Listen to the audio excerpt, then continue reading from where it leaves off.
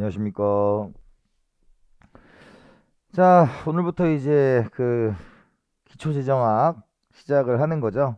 그리고 지난번 강의에서 단어들, 그리고 기본적인 미분을 하는 방법들, 그리고 그래프를 읽는 방법들에 대해 설명을 해드렸고, 뭐 수학적인 건 여기서는 거의 안 할 거예요. 안 할 거고, 이제 전에는 여기 있는 교재를 다 했어요. 근데 그 강의도 아마 존재할 거고, 그리고 이제 요거는 이제 여러분들한테 실강에 들어가기 앞서서, 물론 기본 이론 할 때도 다시 한번 설명할 거예요. 여러분들이 완벽하지 않기 때문에. 그렇기 때문에 이제 설명을 할 건데, 그래도 들어가기 전에 딱 재정학을 하는데 필요한 기본적인 요소를 살펴보는 시간이다, 이렇게 생각하면 돼요. 그러니까 왜냐면 우리 지난 시간에 말씀드렸다시피 재정학이란 과목은 경제학 원론을 하고 미시경제학을 하고 그 다음에 재정학이다. 근데 이제 모든 재정학 책은 친절하진 않아요. 친절하지 않아요. 왜냐면 당연히 그걸 알고 있는 사람이 하는 과목이기 때문에. 그런데 재정학을 하는 과목이 뭐가 있냐? 세무사밖에 없어요. 나머지는 행정고시 2차에 있어요. 행정고시 2차에. 그러니까 재정학이라는 시험을 보는 객관식의 유일한 시간이 여기에요. 그러니까 재정학 책이 굉장히 많이 존재하지도 않아요. 그래서 그것들에 대해서 막 다 깊게 할 수는 없으니까 이제 요 교재를 가지고 딱 필요한 부분, 그래서 여기에 있는 부분 중에서 4강 조세 부가와 효과 있어요. 그건 재정학 시간에 따로 해요. 그래서 이번에 안 할 거예요. 안 할 거고, 그 다음에 9강 시장 실패 있죠. 그것도 시장 실패라는 걸로 아주 길게 재정학 시간에 배워요. 그러니까 안 할 거예요. 그래서 안 한다는 것은 그때 한다는 얘기지 아예 떼먹고 넘어간다는 얘기가 아니고, 그래서 그거는 재정학 때 제대로 하니까 그런 부분을 조금 하지 않고 나머지 부분을 여러분들이 최소한 이해할 수 있게 좀 하는 시간으로 가져 볼게요. 아시겠죠? 자, 그러면 요거에 꼭 나오는 거만 하겠다. 꼭 나오는 거. 그러니까 요 자체가 시험에 나온다는 게 아니라 이걸 알아야 전진이 가능하다라는 개념으로 접근을 하시면 될 것 같습니다. 자, 그러면 첫 번째가, 이거는 이제 책이 없는데 한번 하고 가야 될 것 같아서 얘기를 좀 하고 가려고 해요. 그래서 적으실 분은 적으시면 돼요.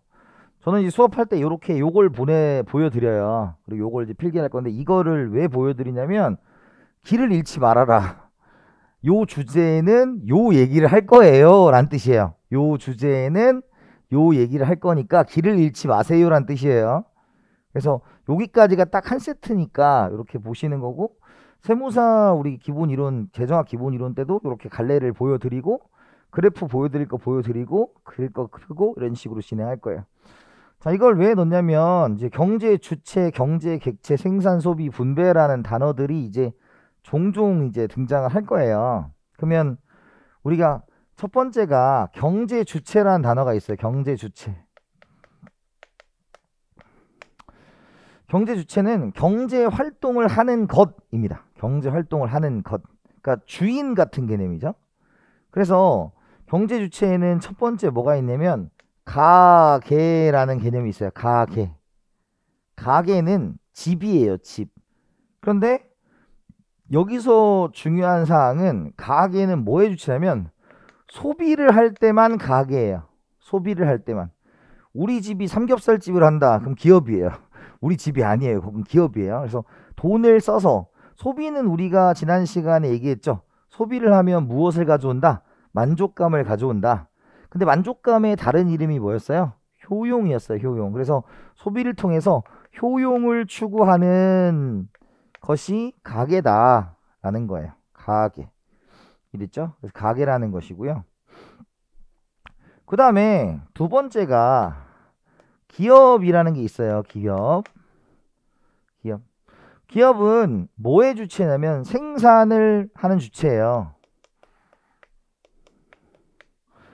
생산은 무언가를 만들어내는 것이죠. 그런데 그냥 만드는 게 중요한 게 아니라 이 생산을 통해서 돈을 벌어야 돼요. 그걸 우리가 이윤이라고 하겠죠. 그래서 얘는 생산을 통해서 이윤을 번다라고 생각을 하시면 돼요. 그래서 가계는 소비의 주체이면서 효용의 극대화, 생산의 주체이면서 이윤의 극대화라는 것으로 이야기를 하는 것입니다. 그다음 세 번째로는 우리가 이제 정부가 있겠죠. 우리가 배우는 이 과목이 뭐예요? 재정학이죠. 정부의 살림살이를 한번 알아보겠다라는 것이 재정학의 취지겠죠. 그래서 정부는 우리가 뭐의 주체냐면 우리가 재정의 주체예요. 재정의 주체. 그래서 우리가 재정학이다 라고 얘기하는 것이죠. 그러면 정부가 돈을 걷고 돈을 쓰는 활동을 통해서 무엇을 추구하려고 하냐면 우리가 사회후생, 즉 공익을 추구하려고 할 거다라는 거예요. 공익을 추구하려고 한다. 이랬어요? 그 다음에 네 번째 이제 뭐가 되겠다? 외국이 되겠죠. 외국. 외국은 무역의 주체이면서 우리가 모든 나라의 이익, 그죠? 그래서 모든 나라의 이익이니까 상호 이익을 극대화하려고 한다.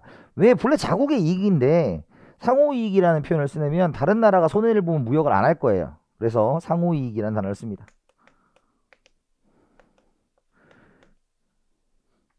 그래서 무역은 이쪽 4번 외국은 우리가 할 일이 없어요. 할 일이 없어요. 딱 한번 공채로 내서 환율 얘기를 통해서 뭐 우리나라에 그때 어떤 변화가 일어납니까? 요거 외에는 외국은 다행히도 할 일이 없습니다. 우리는. 그 다음에 요렇게 얘기하는 걸 우리가 민간 경제 주체라고 해요. 민간 경제 주체. 민간 경제 주체. 둘을. 그 다음 얘를 공공 경제 주체라고 하고요. 그 다음 얘를 해외 경제 주체라고 합니다. 그래서 해외가 빠지면 뭐라고 하냐면 그러니까 이 둘을 배우는 게 뭐예요? 미시경제학이에요. 그리고 정부가 끼면 거시경제학이 되고 그 다음에 해외가 들어오면 개방경제의 거시경제학이 돼요. 듣고 말어. 듣고 말어. 근데 이제 그러다 이제 폐쇄냐 개방이냐는 그냥 심플하게 생각하면 돼요. 그러니까 외국을 꼈느냐 안 꼈느냐예요. 꼈느냐 안 꼈느냐. 그 정도로만 생각하시면 되고 우리가 여러분들이 기억해야 될 건 얘네 둘이 뭐의 주체냐를 기억하셔야 돼요. 이거는 계속 이제 써먹고 가게가 뭐냐 기업이 뭐냐 이 얘기를 계속 할 거기 때문에 써먹어야 되고 요거에서 우리가 이제 효용은 M류였다 뭐 이런 것들 기억나시죠? 지난 시간에 했던 거. 자, 그 다음에 두 번째가 경제 객체라는 게 있어요. 경제 객체.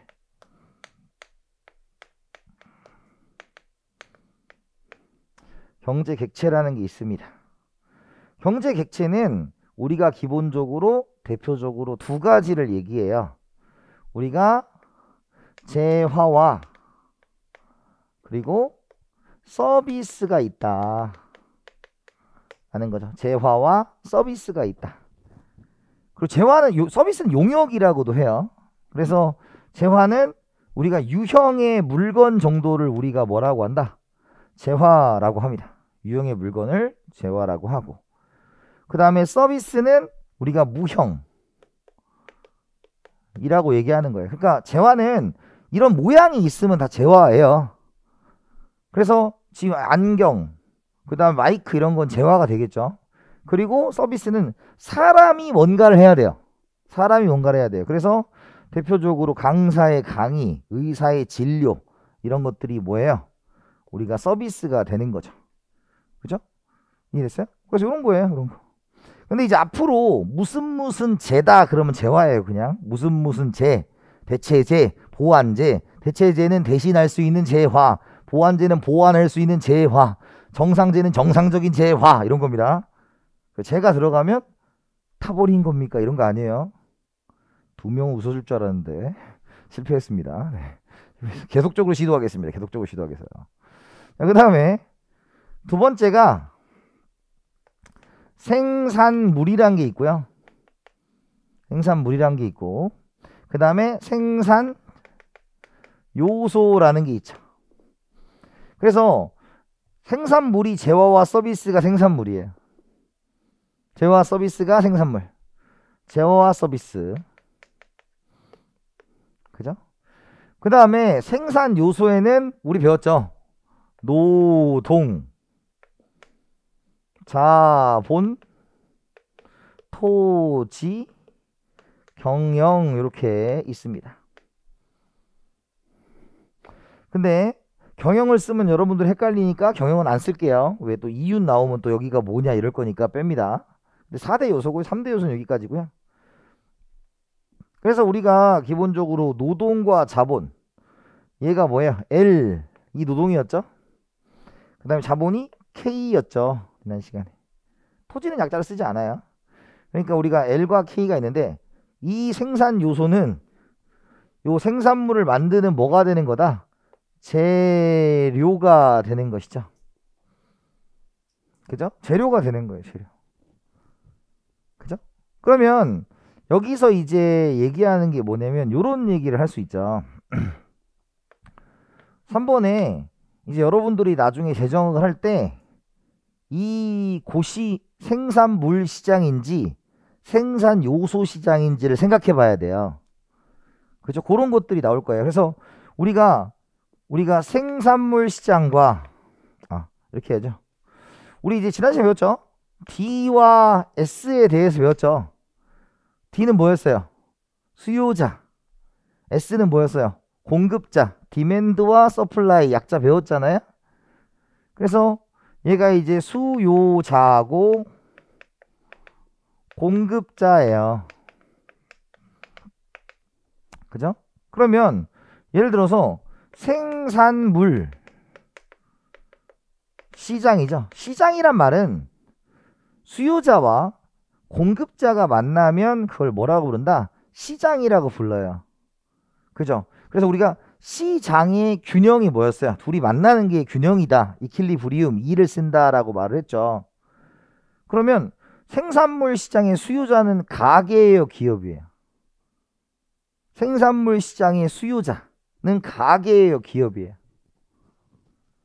가게겠죠. 왜냐면 예를 들어서 내가 만약에 자동차를 사고 싶다. 자동차가 대표적인 생산물이잖아요. 그러면 그걸 사는 것은 가게겠죠. 그죠? 그래서 수요자가 가게가 되고 얘가 기업이 되는 거겠죠. 그죠? 그럼 우리가 이따가 하겠지만 뭐 가이드를 드리면 P0Q에서 SD 이렇게 있을 거 아니에요. 생산물 시장이다. 그럼 S는 누가 하는 거라고요? 기업이. 수요는 누가? 가게가 하는 거죠. 그래프의 모양이 중요한 게 아니라 수요자 공급자를 생각을 해보시라는 거예요. 다음 시간에 이거 다시 그리니까. 자, 그런데 생산 요소 시장이죠.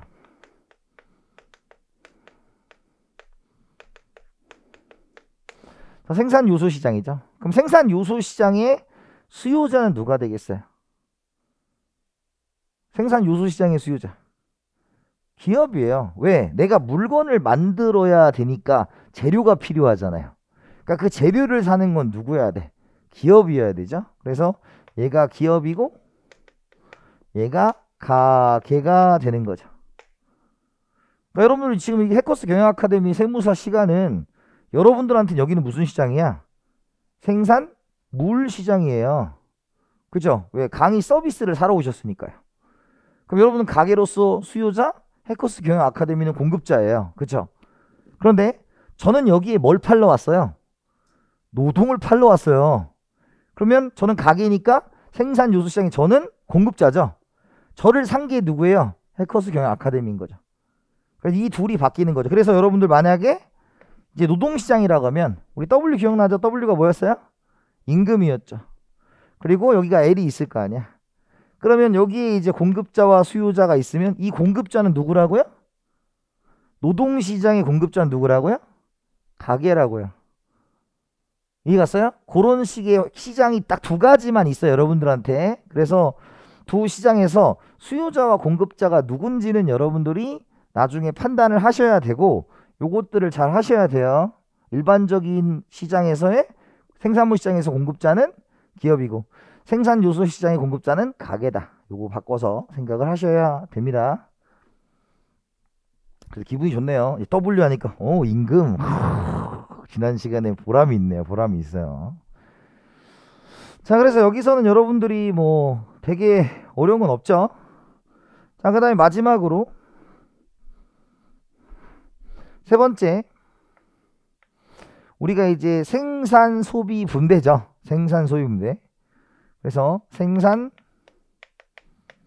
그죠? 소비, 분배가 되는 거죠.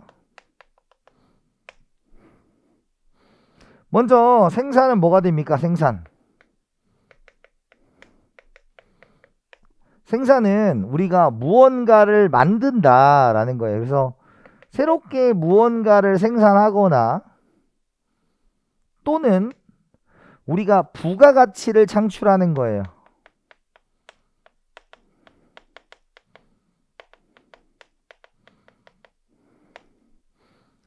예를 들어서 지금 제가 여러분들한테 강의를 이렇게 하잖아요. 그럼 저는 강의 서비스를 생산하고 있는 거죠, 지금. 그죠? 그런데 지금 이 강의는 여러분들이 만약에 저 카메라가 없으면 여러분들만 보고 끝나는 거예요, 이거는. 그죠? 그런데 저 카메라로 찍어서 인코딩을 해가지고 그걸 올려놓으면 많은 사람들이 그걸 볼 수 있죠. 그건 이제 부가가치를 창출해내는 거죠. 이랬어요? 그런 것들이 다 들어간다. 근데 심플하게 생각하면요, 돈 주고 사는 건 다 대부분 생산이에요. 돈 주었다. 그럼 상승은 생산이에요. 돈 주고 뭘 했으면 생산이에요. 그 사람이 생산했다 라는 거죠. 예를 들어서 여러분들 음식을 만드는 것도 생산, 그 배달하시는 분들이 음식을 갖다 주고 배달료를 받는 것도 생산이에요. 돈 주고 한 거죠. 그죠? 그 다음에 두 번째, 소비에 대해서는 말씀드렸죠. 소비는 뭐였다? 우리가 만족감을 극대화시키는 것이었다 라는 것입니다. 그죠? 그 다음에 세 번째가 이제 분배라는 단어가 있어요. 분배. 자, 분배가 뭘까요? 라고 하면 분배가 뭐예요? 그러면 나눠주는 거예요. 이렇게 생각합니다. 그런데 아니에요. 여기서 우리 경제학에서의 분배는 무언가를 제공하고 받는 대가를 분배라고 합니다. 그래서 우리가 분배는 생산 요소를 제공한 대가다. 그죠? 그러면 생산 요소에 뭐가 있었어요? 노동과 자본이 대표적으로 있겠죠? 그러면 대가에 해당하는 게 뭐예요? 임금. 대가에 해당하는 게 뭐예요? 이자. 이렇게 되는 거죠. 그래서 요게 뭐다? 우리가 분배다라고 하는 거예요. 그럼 이제 앞으로 분배란 단어가 나오면 나눠주는 거로 생각하시면 안 돼요. 나눠주는 것이 아니라 무엇이다? 내가 뭔가 돈을 버는 소득 같은 개념이다. 인컴이다 라고 생각을 하셔야 돼요. 자, 이렇게 됐어요? 자, 그런데 여기서 하나 좀 보고 갈 게 뭐냐면 분배라는 단어가 있고 배분이란 단어가 있어요. 똑같은 말 같죠? 분배가 있고 배분이란 단어가 있어요. 그 둘의 단어는 엄밀히 달라요. 쉽게 말하면 얘는 인컴이에요. 인컴. 얘는 allocation이에요. allocation. 뭔지 잘 모르겠죠? 그러니까 쉽게 말하면 이거예요. 여러분들 지금 날씨가 더워지고 있지 않습니까? 그럼 팥빙수가 팔릴까요? 안 팔릴까요? 팔리겠죠. 사람들이 거기다 돈을 던지기 때문에 안 드는 거예요. 사람들이. 그러니까 시장 가격에 의해서 그게 만들어지는 거죠. 그래서 배분은 자원의 흐름 정도로 보는 거예요. 이가요? 그러니까 시장 가격이 있으면 잘 팔리는 거는 그걸 만들 거 아니야. 가격이 그것을 만들어내니까 자원 배분을 이끈다 이런 뜻이에요. 이가요? 그래서 배분은 자원의 흐름입니다. 그래서 배분은 여러분들이 어떻게 생각하면 되냐면 효율적인 자원 배분이라는 용어가 있어요. 효율적인 자원 배분은 우리가 적정 생산이 되었다라는 거예요. 그래서 얘는 자원의 흐름 정도로 생각하시면 돼요. 자원의 흐름 정도로 생각하시면 돼요. 이해됐어요? 그럼 여러분들 여기서부터 쭉 여기까지 온 게 뭐예요? 요렇게 갈래를 정해 드린 거죠. 이제 어떻게 수업을 진행하는지 알겠죠? 요거를 이제 설명을 한 거고, 여러분들은 요걸 가지고 이제 이렇게 연상을 하는 건데, 여러분 참고로 이 기초 재정학에서 달달달 외울 건 없어요. 나중에 이제 여러분 할 때 갑자기 요렇게 썼을 때 이게 뭐지? 이건 아니고 이거 들어봤어. 그럼 여기서 여러분들 제일 중요하게 봐야 되는 건 그래, 가계와 기업이라는 게 있구나. 1번. 두 번째, 생산물 시장과 생산 요소 시장이라는 게 있구나. 두 번째. 세 번째는 그러면 생산물 시장의 수요자는 가게고 공급자는 기업이고 생산요소 시장에는 공급자가 가게고 그죠? 수요자가 기업이구나. 이런 정도를 여러분들이 한번 생각을 해보시는 거예요. 아시겠죠? 지워됩니까? 네. 되도록이면 이제 여기에서 이제 되도록이면 여러분들이 좀 부담을 안 느끼도록 강의할 거예요. 근데 재정이 이렇게 부담스러운 과목은 아니거든요. 왜냐면 우리가 재정학자가 될 게 아니기 때문에 1차 시험을 보는 과목으로서의 재정학은 그렇게 어렵지 않은데 이제 제 기준에서 어렵지 않은 거겠죠. 여러분들은 이제 또 초심자니까 공포가 있잖아. 공포를 깨기 위해서 하는 거라고 생각을 하시면 돼요. 자, 요거예요. 그러면 우리가 이 자원의 희소성이라는 것부터 합리적 선택, 기회비용, 경제학적 이윤, 회계학적 이윤 이런 단어들을 한번 살펴볼 거예요. 먼저 우리가 자원의 희소성이라는 게 있습니다.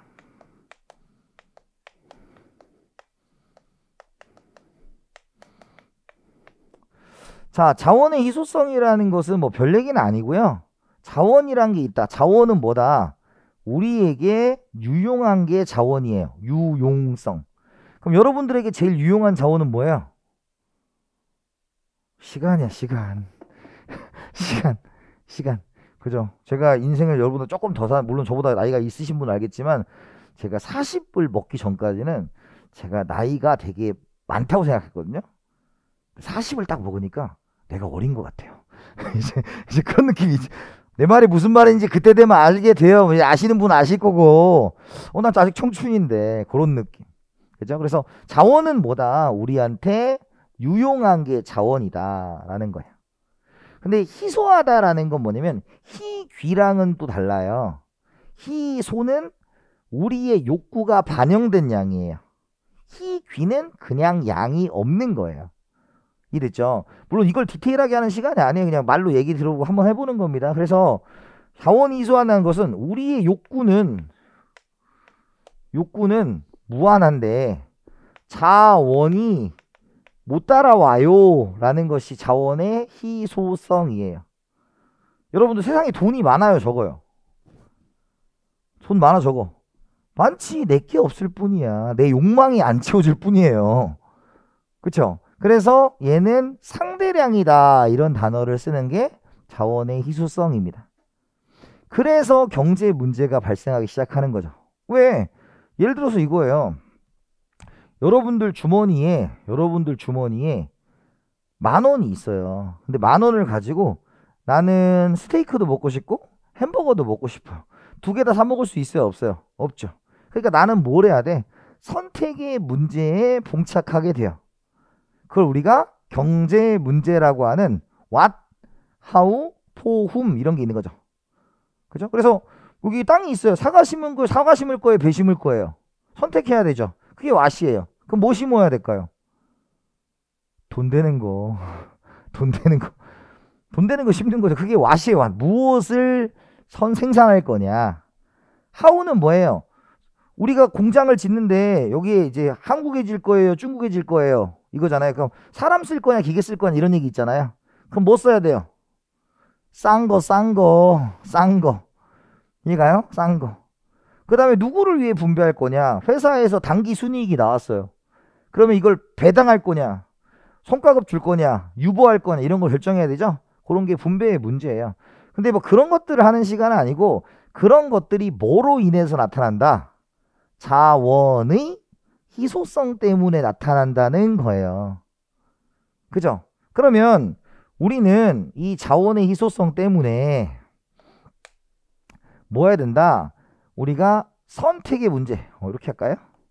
선택의 문제. 자, 이것이 뭐라고 한다? 경제 문제라고 하는 거죠. 경제 문제.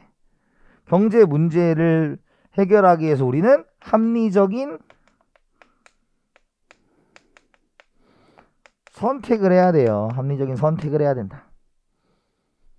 그죠? 그럼 선택에는 항상 우리가 이제 어떤 선택이든 플러스와 마이너스를 비교하는 시간이 있어요. 그죠? 그러면 우리가 플러스를 우리가 뭐라고 그래요? 뭐 편익이라고도 하고 우리가 뭐 수입이라고도 하고 다양하게 쓸 수 있겠죠.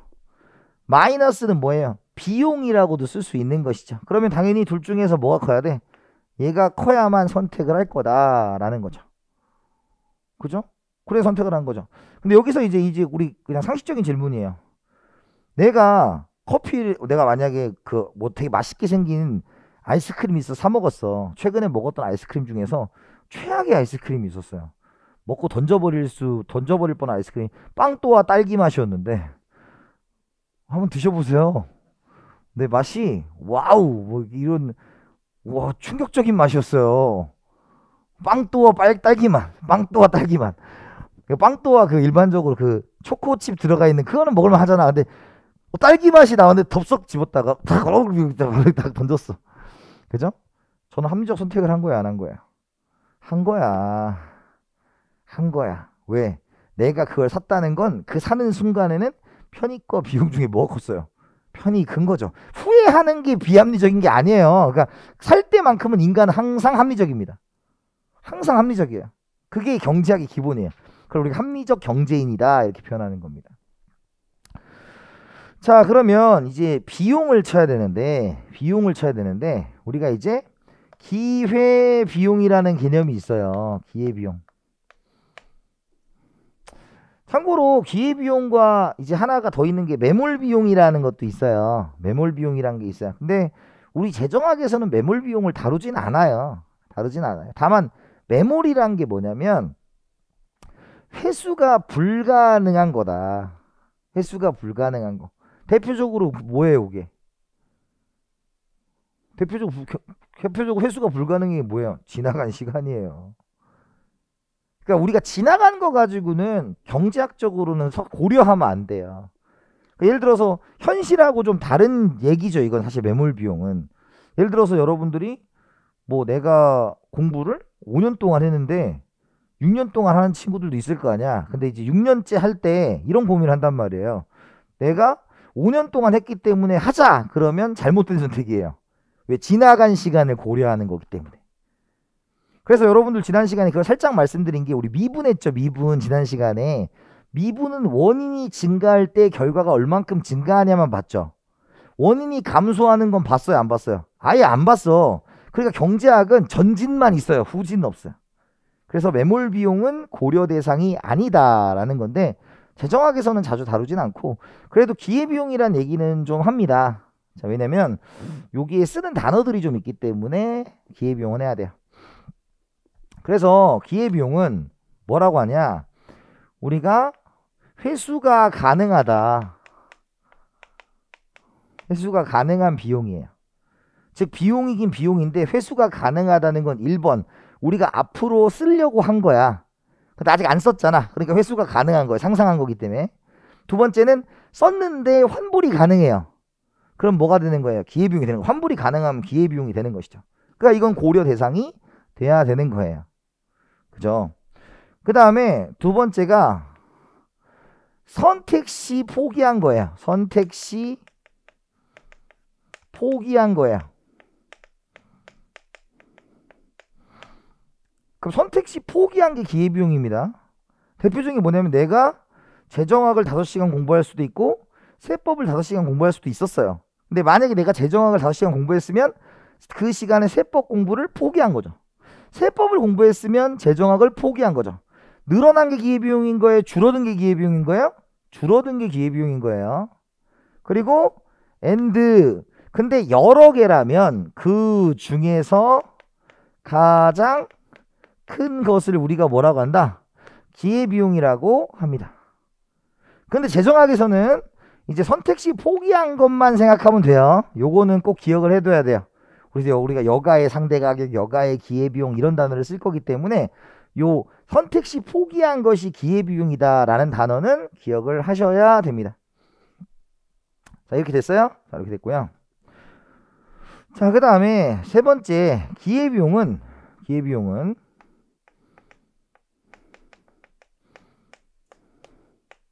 두 가지 비용으로 나타나요. 명시적 비용이라는 것과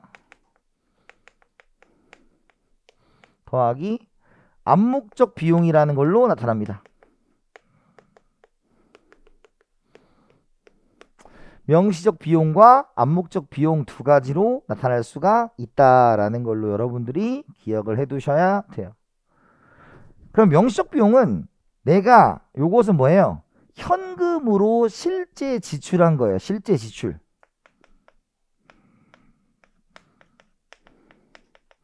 실제 지출한 거예요. 그 다음에 암묵적 비용은 내가 이거를 받을 수 있었던 걸 포기한 거야. 받을 수 있었던 걸 포기한 거야.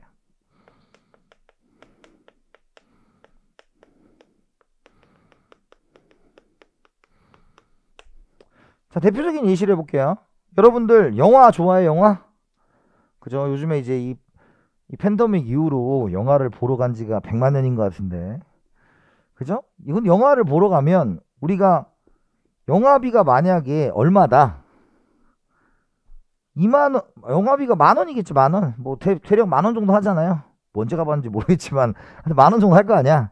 그러면 내가 영화를 본다라고 하면 포기해야 되는 게 일단 10,000원이죠. 그죠? 그게 뭐다? 명시적 비용이에요. 이랬어요? 영화비를 내야 되니까. 그 다음에 암묵적 비용은 뭐가 돼요? 암묵적 비용은 우리가 영화를 본 시간이 있죠. 그 시간 동안 나는 뭘 할 수 있어서 노동을 할 수 있었잖아. 그게 뭐예요? 암묵적 비용인 거예요. 그래서 2시간 곱하기 시간당 임금 이런 걸 포기한 거지. 현실에서 안 하다? 그럼 쉬운 예시 들어볼게요. 여러분들 소개팅 한 적 있죠? 알바 하다가 알바 빼고 소개팅 한 적 있다고 상상해 봅시다. 그죠? 그럼 소개팅을 하러 갔어요. 그럼 어디 가야 돼? 커피숍 가야 될 거 아니야? 그죠? 그러면 내가 뭐 스벅이나 커피빈을 가서 커피 사줬어. 그게 뭐야? 명시적 비용. 그죠? 그 다음에 암묵적 비용 내가 알바 빼고 간 거 아니야? 그럼 알바비 시간당 10,000원이었으면 2시간에 20,000원 빠진 거죠. 그런데 갑자기 돈이 확 아까워. 알바비가 막 떠올라. 알바비가 막 떠올라. 그럼 소개팅 성공? 실패? 실패. 우리는 항상 이렇게 살고 있어요. 아, 안 아깝다 알바비. 그럼 뭐야? 성공. 이렇게 되는 거죠. 여기까지만 하겠습니다. 여기까지만 하겠습니다. 그죠? 그래서 여기는 우리가 경제학은 이 두 가지를 다 얘기를 하는 거예요. 그죠? 근데 여러분들한테는 기회비용을 계산하는 문제는 없어요. 기회비용의 의미는 뭔지 알아야 돼요. 근데 나중에 기회비용이 기울기로 표현되는 건 좀 아셔야 되고요. 근데 두 번째는 요건 알아야 돼요. 자, 암묵적 비용이라는 게 뭐냐면 받을 수 있던 거죠. 그럼 여러분들한테 물어보는 게 대표적으로 이게 있어요. 재정학에서 물어보는 게 우리가 시간은 노동일 경우에는 이자 우리가 임금을 만들어내겠죠. 임금을 만들어내겠죠. 임금을 만들어내겠죠. 그죠? 임금을 만들어낼 것이고 그 다음에 시간은 또 뭘 만들어내? 이자를 만들어내겠죠. 대표적으로. 그죠? 그러면 내가 영화를 보러 가서 받을 수 있었던 임금을 우리가 뭐라고 하냐면 귀속임금이라고 해요. 귀속이란 건 받을 수 있던 이런 뜻이에요. 그죠? 그 다음에 여기 이자는 뭐예요? 예를 들어서 내가 귀속이자라는 단어를 써요. 자, 대표적으로 여러분들이 여러분들 집에 사는 것은 비용을 만들어내고 있어요? 안 만들어내고 있어요? 여러분들이 여러분들의 집에 살고 있는 것은 비용을 만들어내고 있어요? 안 만들어내고 있어요? 만들어내고 있어요. 경제학적으로는요. 왜? 내가 내 집에 살지 않고 빌려주었더라면 받을 수 있던 돈들이 있죠. 그걸 뭐라고 한다? 귀속이자라고 하는 거예요. 무슨 말인지 됐어요? 여러분들이 집이 있을 거 아니야. 그래서 여러분 대표적으로 이 건물이 내 거야. 그럼 내가 내 건데 내가 내 학원을 해. 그러면 내가 이 건물을 타인에게 빌려줬다면 받을 수 있는 이자가 있었을 거 아니야. 임대료 같은 거 이거예요. 그래서 이 귀속이자, 귀속임대료 이런 단어, 이 귀속이란 단어를 우리는 기억을 해야 돼. 재정학에 이거 씁니다. 받을 수 있던 이런 걸 쓰는 거예요. 이해됐어요? 그래서 뭐 예를 들어서 헤이그 사이먼즈의 포괄적 소득세제는 모든 소득을 다 따지기 때문에 이런 것도 소득으로 친다 뭐 이런 얘기를 할 때 귀속이란 단어를 쓰니까 한번 기억을 해두세요. 자, 그죠? 자, 그 다음에 세 번째가 우리가 회계학적 이윤과 경제학적 이윤이죠. 그래서 우리가 총수입 마이너스 총비용이 기본적으로 이윤이죠. 그죠? 지난 시간에 우리가 단어 특강에서 총수입이 뭐였어? TR 마이너스 TC가 이윤입니다. 이렇게 쓸 수 있다 라고 말씀을 드렸던 거죠. 그죠? 자, 그런데 여기서 이제 총수입은 똑같은 말이 매출액이잖아요. 근데 이제 비용을 어떻게 책정하느냐에 따라서 좀 달라질 수 있어요. 대표적으로 우리가 명시적 비용 플러스 암묵적 비용까지 다 하면 요렇게 이윤을 책정했다 라고 하면 이거를 경제학적 이윤이라고 해요.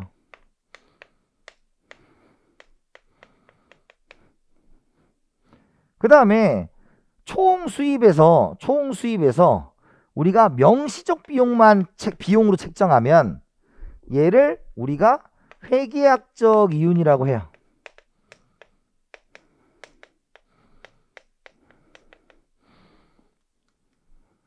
이해됐어요? 그래서 여기는 여러분들이 이제 그런 단어들이 있어요.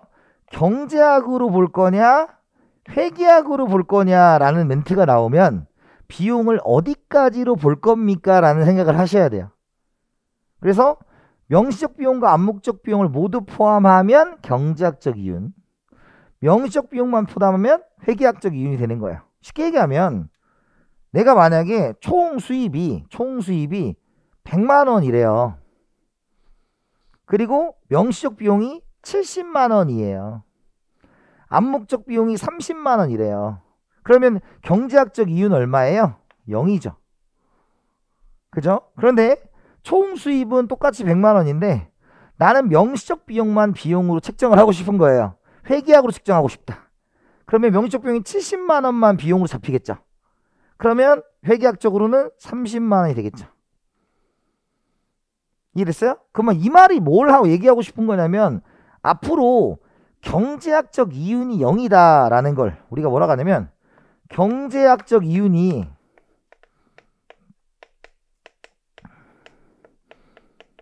영이다 라는 말은 똑같은 말이 뭐야? 0, 제로란 뜻이야. 또 있다라고 또 집에 가서 기억하면 안 돼요. 그죠? 경제학적인 유형이라는 것은 회계학적은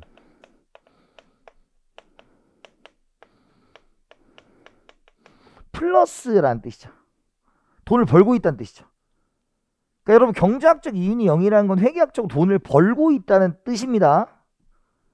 아시겠죠? 그걸 우리가 좀 뭐라고 한다? 정상이윤 이렇게 표현해. 정상이윤. 그러니까 요런 상태를 우리가 뭐라고 하냐면 정상이윤이다 이렇게 표현해요.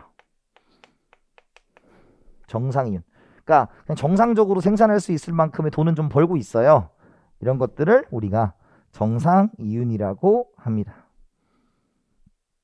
됐어요? 그래서 여기는 뭐 다른 건 없고요. 우리가 기회비용은 이 두 가지로 주어지는데 기회비용이란 단어가 뭐다? 선택시 포기한 거다. 이렇게 하나를 기억해 두셔야 되고요. 그 다음에 두 번째, 이제 귀속이란 단어가 나오면 무슨 뜻이다? 받을 수 있었던 것이다 라는 기억을 해 두셔야 되고, 세 번째, 경제학이다 회계학이다 라는 것을 따지는 것은 비용을 어디까지 잡느냐에 대한 문제다 라는 거죠. 물론 이건 경제학에서의 말하는 기준이에요. 회계학은 당연히 또 다른 세계가 있는 거니까. 아시겠죠? 그리고 정상이윤이란 말은 경제학적 이윤이 0이에요 이런 뜻이에요. 그렇지만 회계학적으로는 돈을 벌고 있으니 생산할 만한 가치가 있습니다 라고 얘기를 하는 것입니다. 아시겠죠? 그래서 이제 이렇게 갈래로 진행을 했다 라는 것이고요. 자, 이제 생산 가능 곡선 이제 우리가 하이라이트를 좀 잡아야 돼요. 조금 어려워요. 이거까지 하고 쉴 겁니다. 그래서 딱 하고 여기까지 하고 쉴 거니까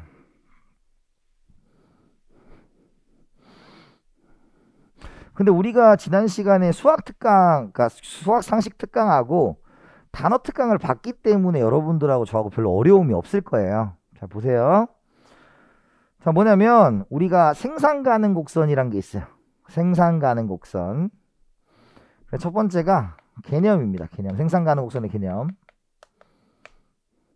우리가 첫 번째 조건이 뭐냐면 1. 한정된 자원이 존재해요. 한정된 자원이 존재해요. 그 다음에 2. 한정된 자원으로 최대한 생산 가능한 조합이에요.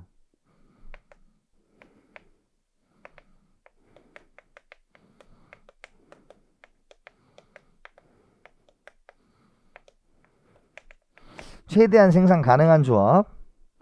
그 다음에 3. 그것을 연결한 선이에요. 한정된 자원으로 최대한 생산 가능한 조합을 연결한 선을 우리가 생산 가능 곡선이라고 합니다. 감이 안 오시죠, 잘? 그럼 이제 우리가 예를 들어 볼게요. 예를 들어서 우리가 자원이 얼마가 있다.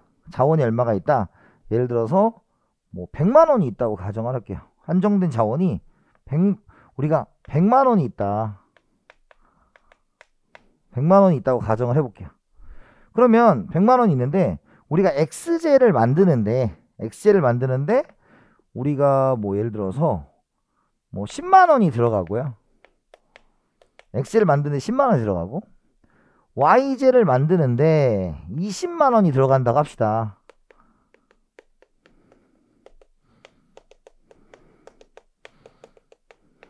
그죠? 예시. 그럼 예를 들어서 여러분들이 이런 거 있잖아요. 예를 들어서 X가 있고 여기가 Y가 있다라는 거죠. 자, 그럼 우리 지난 시간에 그래프 읽을 때 기억해야 돼요. 원인, 결과 아니죠. 원인이니까 조합을 찾는 거예요, 이제 우리는. 그죠? 그럼 예를 들어서 내가 100만 원으로 XJ만 만들면 몇 개를 만들 수 있어요? 10개를 만들 수가 있겠죠. 개당 생산비가 10만 원이라고 치면. 그죠? 그런데 YJ만 만들면 몇 개를 만들어야 돼요? 5개밖에 못 만들겠죠? 이랬어요? 그러면 내가 만약에 이 점과 이 점은 내가 자원을 다 쓴 거잖아요. 그 자원을 다 쓴 거잖아요. 그래서 지금 만약에 XJ를 생산하고 싶으면 YJ를 포기해야 되겠죠. 그죠? 그럼 XJ 2개 만들면 YJ는 몇 개밖에 못 만들어요? 4개밖에 못 만들죠. 왜? 총 돈이 지금 얼마로 주어져 있으니까 100만 원이란 자원으로 한정되어 있으니까. 이해됐어요? 그러면 어떻게 되겠다? 이런 식으로 그려지는 게 뭐다? 생산 가능 곡선이다 라는 거죠. 이해됐어요? 개당 생산비예요. 이게 개당 소비가 되면 뭐가 되냐면 우리가 예산선이 되는 거고, 얘가 개당 생산비가 되니까 생산 가능 곡선이 되는 거예요. 이해됐어요? 자, 그러면 요렇게 있는 게 생산 가능 곡선이다 라는 거예요. 그럼 이제 되겠죠. 주어진 자원으로 최대한 생산 가능한 조합으로 연결한 선이다 라는 거죠. 그래서 요게 이제 우리 예시로 들어드린 거고, 5번째 이제 일반형은 어떻게 그려지냐면 뭐 이런 식으로 그려져요. 이런 식으로 그려져요. 이랬어요? 이런 식으로 그려집니다. 일반형이. 그럼 잡아요. 여러분 이걸 원점에 대해서 볼록하다고 읽을까요? 오목하다고 읽을까요? 자, 이런 거예요. 원점에서 이렇게 보는 거, 이렇게 보는 거야. 그럼 오목해요, 볼록해요? 오목한 거죠? 그렇게 읽는 겁니다. 그래서 원점에 대해서 오목한 것이 일반형이에요. 그래서 원점에서 봤을 때 라는 뜻입니다. 일반이 이렇게 그려져요. 이건 예시를 들려드린 거고. 자, 그러면 이제 두 번째, 점과 선이 있겠죠. 점과 선이 있어요. 참고로 재정학에서는 이걸 계산하는 문제가 안 나와요. 근데 이거를 첫 번째 시간, 파레토 효율성 시간에 합니다, 이걸. 그래서 먼저 이제 썰을 풀어 드리는 거예요. 왜냐면 그래도 요 정도는 여러분들이 좀 했으면 좋겠다라는 거고, 그때 한번 다시 할 거니까 너무 부담은 갖지 마세요. 자, 그러면 점이라는 게 뭐냐면 이거죠. 예를 들어서 요 생산 가능성 예시를 들게요. 만약 얘가 2구 1이에요. 그러면 주어진 자원 돈 중에서 얼마를 사용한 거예요? 40만 원을 사용한 거죠. 우리는 100만 원을 다 쓸 수 있는데 40만 원밖에 안 쓴 거잖아. 돈이 남았지. 그걸 우리가 생산을 다 안 한 거죠. 더 할 수 있음에도 불구하고 안 한 거죠. 그래서 첫 번째가 그래서 이렇게 생각하는 거죠. 선 내부, 선 위, 선 외부, 요 세 가지를 생각하는 거예요. 선 내부, 선 위, 선 외부죠. 그러면 선 내부는 어떻게 되겠어요? 선 내부는 우리가 더 생산할 수 있는 상태죠. 그러니까 이걸 조금 멋있게 표현하면 비효율적이다 라는 거예요. 비효율이다. 그죠? 그리고 선상은 어때요? 선 위는 주어진 자원을 다 쓴 거죠. 최대한 생산한 거죠. 그래서 여기는 뭐다? 효율적이다 라고 생각하면 돼요. 그 다음에 선 외부는 내가 가지고 있는 자원을 벗어난 거죠. 예를 들어서 지금 대표적으로 여기에 생산을 하면 10개, 5개를 동시에 생산하려면 나에게 필요한 돈은 얼마예요? 200만 원이죠. 그러니까 불가능한 거죠.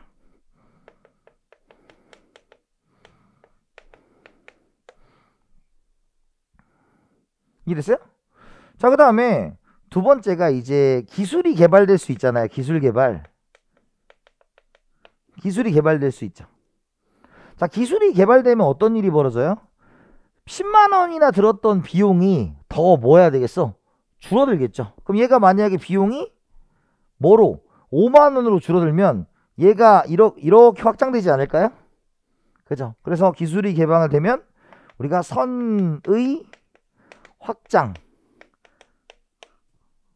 다시 말하면 원점에 가까워져요? 원점에 멀어져요? 생산 가능 곡선이 멀어지겠죠. 원점에 대해서 멀어질 것이다. 이해됐어요? 여기까지가 기본적으로 선과 점에 대한 이야기까지 진행을 했어요. 자, 이랬어요? 자, 그런데 이제 우리가 기회비용이라는 단어를 좀 해볼게요. 지워도 돼요. 여기는 특별한 건 없고요. 나중에 이런 것들이 있었다 보시면 돼요. 자, 근데 이제 산수를 좀 해야 되는데 별게 아니에요. 여러분들 이제 이 수학 특강이 그렇게 중요한 거야. 3. 기회비용의 측정이죠.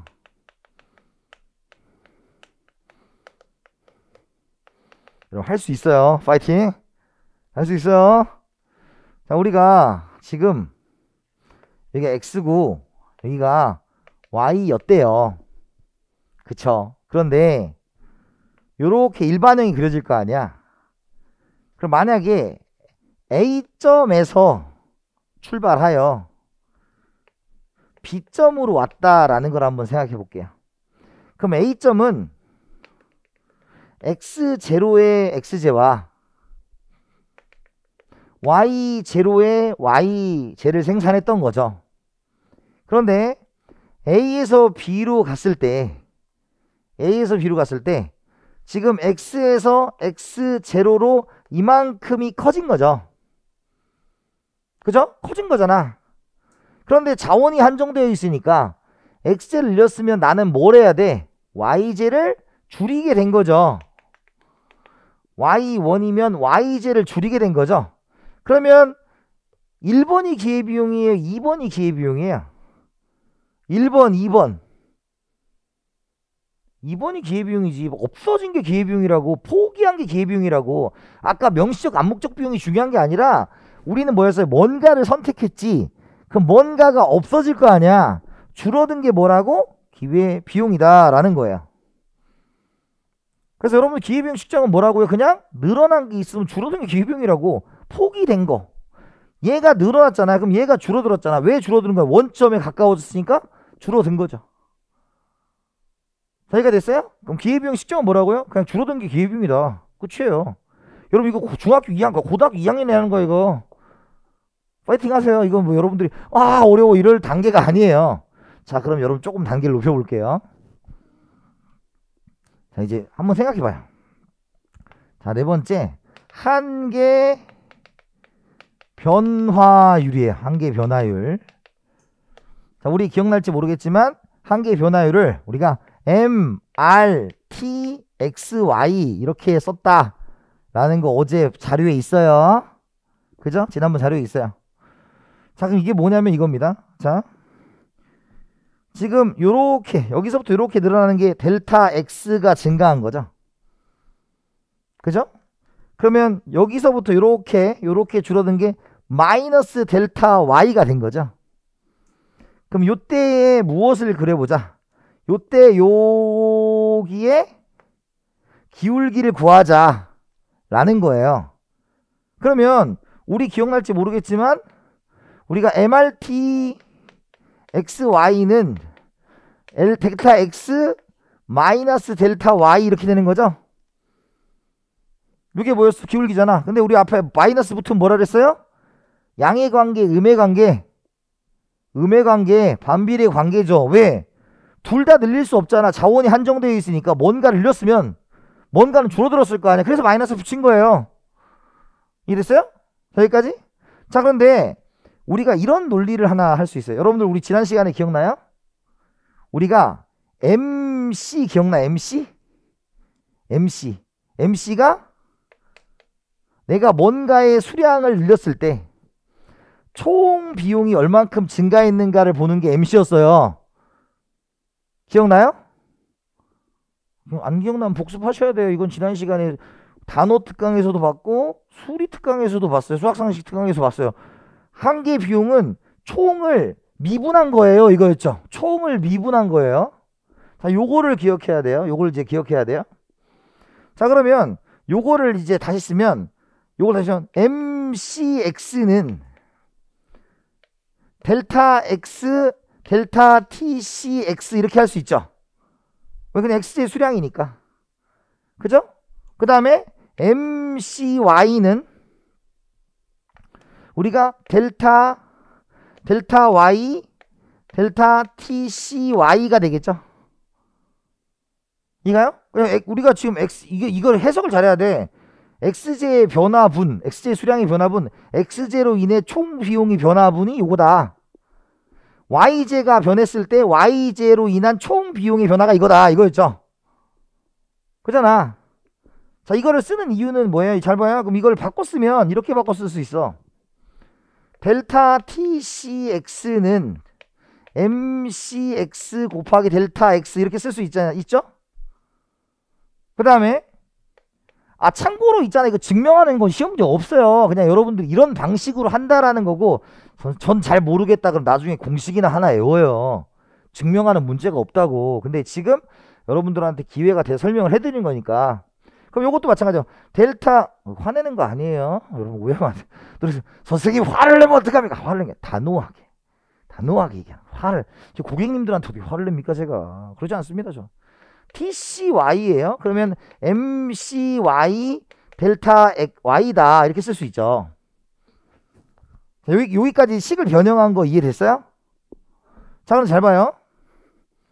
자, 3번에 요런 논리가 성립할 거야. 자, A는 돈을 다 쓴 거죠. 그게 생산 가능 곡선의 정의였잖아. 주어진 자원을 최대한 활용하였으니까 A가 다 돈을 다 쓴 거죠. 그럼 B도 돈 다 쓴 거야, 안 쓴 거야? 다 쓴 거지. 그러면 여러분 이거 봐봐요. A에서 B로 갔다 라는 말은 다시 보면 X0 이렇게 쓰면 되죠. TCX와 TCY가 있을 거야. 그럼 A에서 B로 갔다는 것은 A에서 B로 가면 TCX가 늘어난 거죠. X의 생산을 늘렸으니까. 그죠? 왜 여기서 X를 늘린 거 아니야? 그러면 X제로 인해서 총 비용이 늘어났을 거 아니에요. 그 다음에 TCY는 Y제로 인해서 비용이 줄었을 거 아닙니까? 왜? Y제는 지금 뭐 했어요? 줄였으니까. 이해가요? 그런데 둘 다 생산 가능 곡선이 있다는 것은 둘이 돈을 다 썼다는 게 똑같다는 거죠. 그죠? 그러면 얘네 둘이 똑같아야 된다는 결론이 나오는 거 이해돼요? 자, 다시 얘기하면 A에서 B로 갔다 X제에 쓴 돈이 늘어났을 것이고 X제를 늘렸으니까 Y제를 줄였을 거 아니냐? 그럼 Y제가 줄어든 돈이 같아야 생산 가능 곡선이 있는 거 아니야? 이런 뜻이에요. 그죠? 그러면 우리 해놨잖아. 그래서 한 거야. 해놨잖아. 그럼 봐봐요. 그럼 요걸 가지고 이제 바꿔 쓰면 어떻게 될 수 있어요? 요거잖아요. MCX 델타 X와, 그죠? MCY 델타 Y가 있잖아. 그죠? 그러면 어떻게 하면 돼요? 요렇게 뒤바꾸면 되잖아. 물론 여기는 엄밀하게 마이너스가 붙어 있어야 돼요. 왜? 얘가 감소한 거니까 마이너스가 플러스가 되는 거 아니야. 그래서 엄밀하면 여기 마이너스 붙어 있는 거라고. 근데 이 마이너스에 혼동할 필요 없다 그랬어. 제가 지난 시간에 그냥 부호에 불과하니까 무시해라. 신경 안 써도 된다. 우리가 공부할 때는 무시할 상관없어요. 어차피 비율만 보면 돼. 왜? 얘는 방향성에 불과하니까. 그래서 뭐 신경 쓰지 마. 알겠어요? 그러면 여기 있죠. 그러면 이거 지금 우리가 무슨 형태 만들어야 돼? 이 형태를 만드는 거예요. 그죠? 그럼 이 형태를 만들면 어떻게 바꿀 수 있어요? 델타 X분의 델타 Y는, 그죠? MC Y분의 MC X가 된다. 슝 내려오는 거. 설마 이 분배 법칙도 모르는 건 아니죠? 양변에 곱해줘? 파이팅 하세요. 아, 이거까지는 좀 너무하잖아. 근데 선생님 저 잘 모르겠어요. 결론. 얘가 뭐예요? MCY분의 MCX라는 거예요. 부호는 신경 쓰지 마요. 부호 중요하지 않아. 부호는 반비례라는 거 우리가 알아. 그러니까 부호에 너무 신경 쓸 필요 없다고. 이해됐어요? 선생님 저는 재정하기 너무 어려워요. 그럼 이거나 외워. 됐어.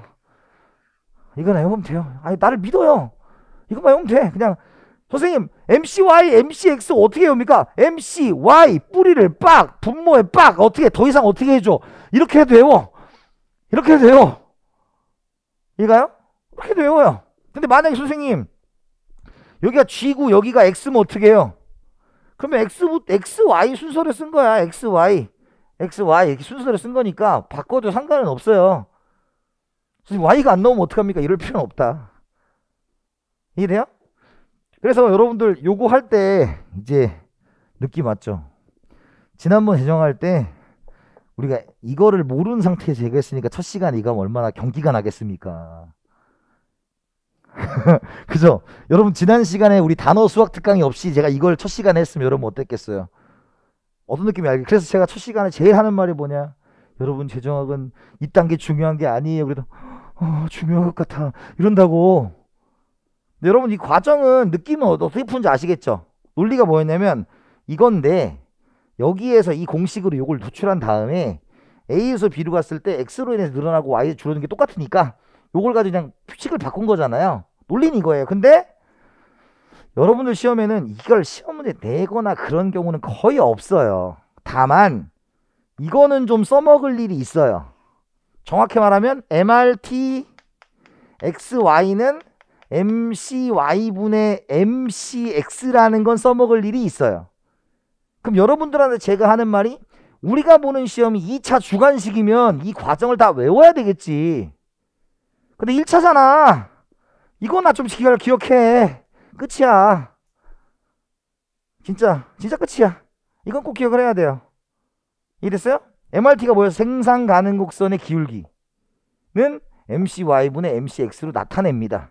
이거는 기억을 해야 돼요. 선생님 지금 당장 안 외워져요. 네, 안 외워져요. 왜? 여러분도 아직 경제학적 마인드가 없다니까. 그래서 한 바퀴를 돌면 두 번째 돌면 내가 이걸 왜 몰랐던 거지가 돼요. 이건 진심이에요. 우리 친구가 얘기하는 거 들었잖아.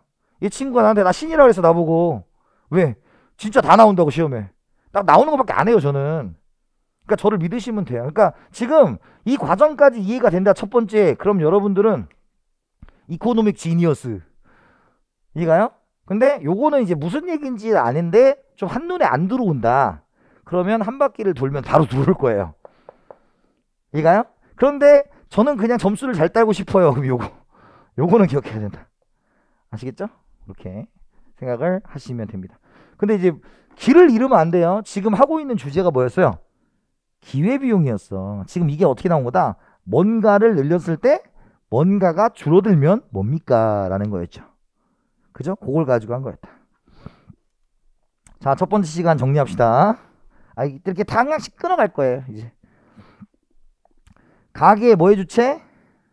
소비, 기업, 생산, 정부, 공익, 외부, 무역의 주체였죠. 생산물에 뭐 있어요? 재화, 서비스, 생산 요소에 노동, 자본, 토지 이런 거 있었죠. 그 다음에 생산, 새롭게 생산하거나 가치를 증대시키는 것이었고, 소비, 내가 만족감을 느끼는 거였죠. 분배는 뭐였다? 돈 버는 거였어. 노동의 임금, 자본의 이자. 그 다음에 기회비용은 명시적 비용과 암묵적 비용이죠. 실제 돈을 들이는 거와 받을 수 있는 것. 우리 재정학에서는 귀속이란 단어가 여기 나온다. 요거 기억해 두셔야 되고, 생산 가능 곡선 했죠. 그리고 우리가 기본적으로 늘어난 게 기회비용이다, 줄어든 게 기회비용이다. 줄어든 게 기회비용이었죠. 그리고 마지막으로 MRT XY가 뭐였어요? 델타 X, 델타 Y. 당연히 마이너스가 붙어야 되겠죠. 근데 부호는 방향성이니까 비율이 훨씬 중요한 거야. 아시겠죠? 그럼 요거는 뭐분의 뭐로 쓸 수 있다? MC Y분의 MC X다. 이랬습니까? 그래서 이렇게 해서 정리하고요. 잠깐 쉬었다가 두 번째 시간 진행하도록 하겠습니다. 쉬었다 하겠습니다.